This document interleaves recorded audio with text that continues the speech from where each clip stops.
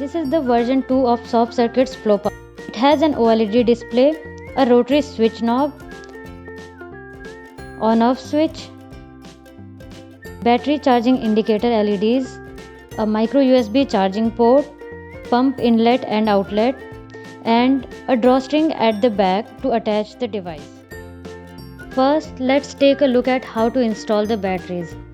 For this part, you need to carefully remove the safety cover of the device.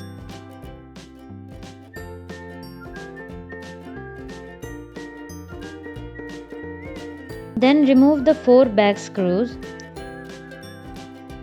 And when you open the back panel, you would be able to see a slot for the battery with plus marked on the upper side and minus marked on the lower side.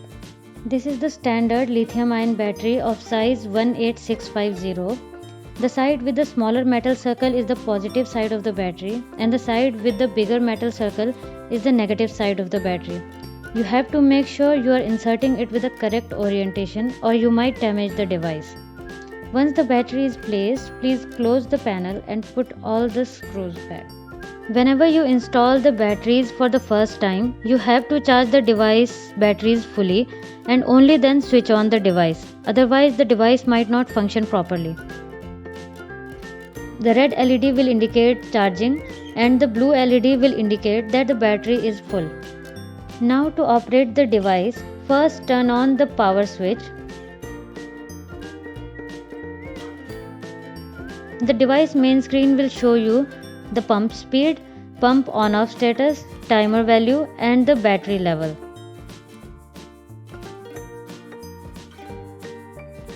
Pressing this knob button will start the airflow pump, and you can now adjust the pump speed by rotating this knob.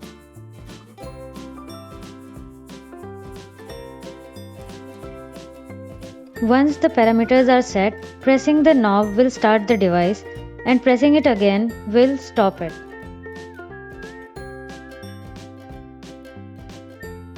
Next is the parameters configuration. To set the timer, long press the knob for 5 seconds, and when the LCD shows set timer option, release the button. Now you can rotate the knob to increase or decrease the timer value, and when you have the desired value, press the button again to set that value.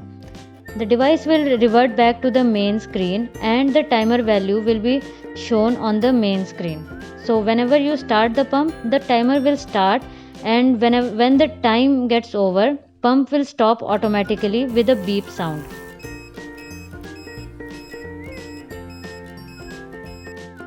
Similarly, long pressing the button for 10 seconds will display enable timer option, and here you can enable or disable the timer.